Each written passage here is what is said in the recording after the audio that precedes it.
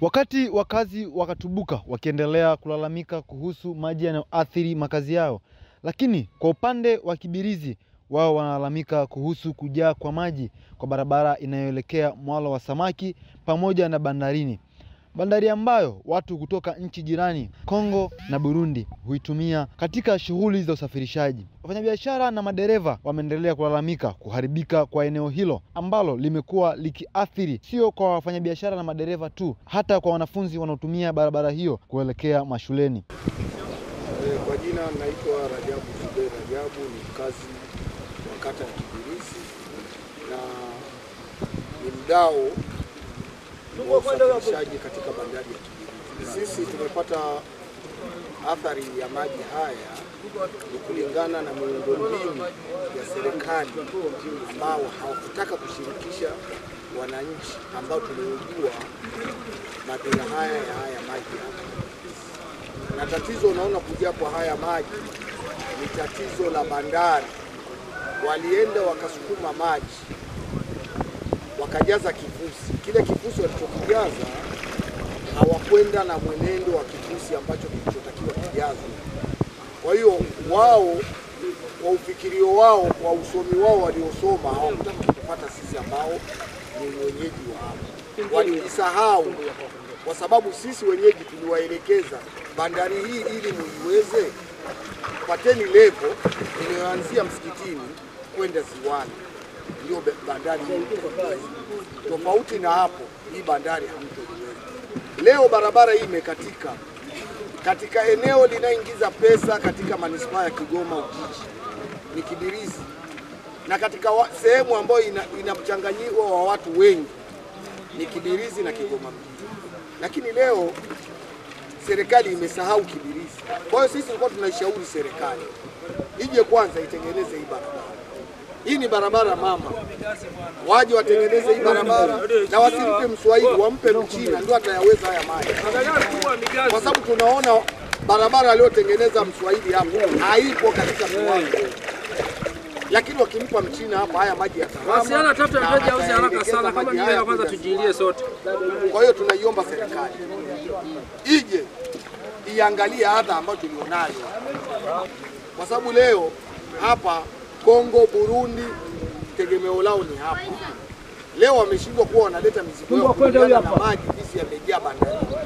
Wanashindwa wataletaje mizigo. Njia madhubuti na njia ya ilikuwa ni hapa na ndio njia mama ya kuingia Kibirizi. Lakini leo tunalazimika kuzunguka hatua kubwa. Yaani leo unatumia nauli kutoka hapa na Kidawe au Mkongoro ili kuingia Kibirizi kuingia mjini. Wewe unaweza kuona kama ni hatari kiasi gani ambayo tunaipata. Hapo zaidi ya hapo, leo kama unavyoona watoto wa shule wanavushwa kwa mtumbu, watoto wadogo ambao hawawezi kufanyaje? Hawawezi kuogelea.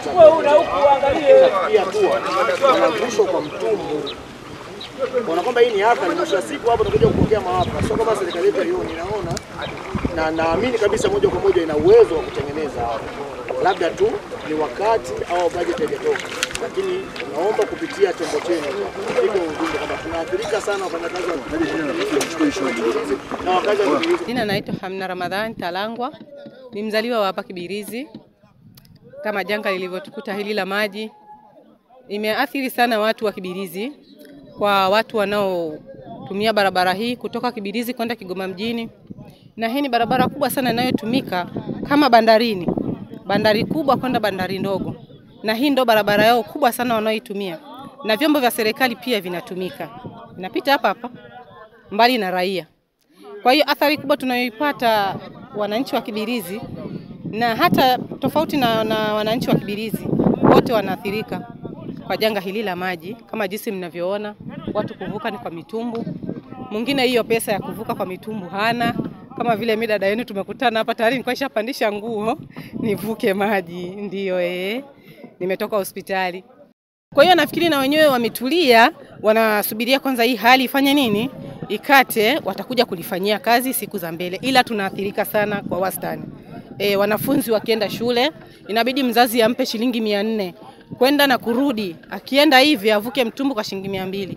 Akitoka huku kwenda huku ampe shilingi 200 tena. Na bado nauli ya mtoto kwenda shule kwenye bajaji ni shilingi 200. Kwa hiyo jumla ampe shilingi 1000 mwanae. Haya, siku hiyo sasa mzazi hiyo 1000 hana. Sijui mtoto atakwambia siendi shule, sijui ni aje, yani itabidi tu tunafukuzana hivyo hivyo, nenda shule wewe. Ukifika pale vua nguo zako zote, weka kwenye madaftari, beba mfuko mgongoni, uvuke tu mwanangu uende shule. Siku zingine wakikutana na wazazi wenye imani ndio hivyo wanaambia, haya wewe jamani msaidieni huyu mtoto ni mdogo wenu na nini, kama jinsi mnavyoona hawa vijana kila mtu na mawazo yake. Basi ni hivyo tu kwa wafanyabiashara, yani imekuwa ni shughuli. Wengine wamestop kabisa kufanya shughuli zao. Humu ndo lilikuwa eneo la kina mama wanafanya biashara, wauza nguo, samaki, mboga nini. Hamna hata mmoja humu, yani hata tujui kwa kweli walikwenda wapi. Kwa hiyo kwa upande wa sisi wananchi kwa hili janga, kwa kweli bila shaka mimi nafikiri serikali wanapata changamoto kubwa sana. Na sisi tuwe na subira kwa hili lililotukuta kama jinsi walivyokuwa wao na subira. Ni hilo tu. Wameendelea kueleza kuwa wakati barabara hiyo inaanza kutengenezwa, wazee wa eneo hilo walieleza serikali kwamba eneo hilo limekuwa likiathirika na maji, hivyo wafuate maelekezo kutoka kwao wanapokuwa wanatengeneza barabara hiyo.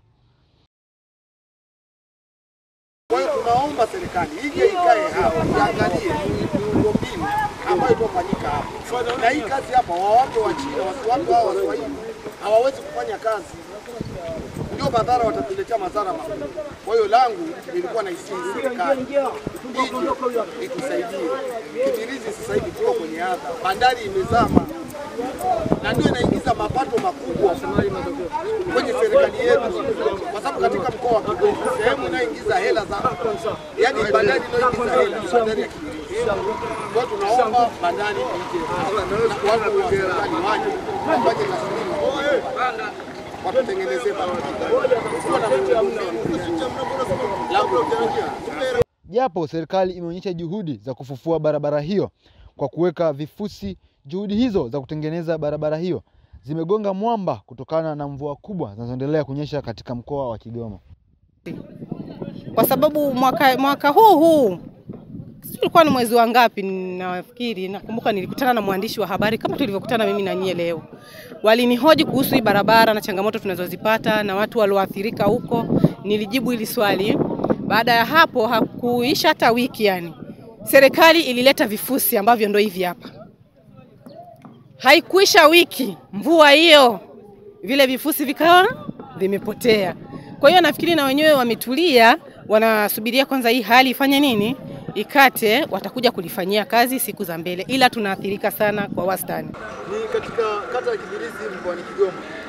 Mvua zinazoendelea kunyesha katika mkoa wa Kigoma zinaendelea kuathiri miundombinu kadha wa kadha. Na hapa katika eneo la Kibirizi imeathiri barabara ambayo inaelekea kwenye mwalo wa samaki pamoja na bandari ambayo inatumika kwa safari za kuelekea Kongo pamoja na Burundi. Endelea kufuatilia DOC ili kupata taarifa zetu kwa ukweli na uhakika zaidi. Usisahau kusubscribe, comment, like pamoja na kushare. Mimi Halfan Rajab.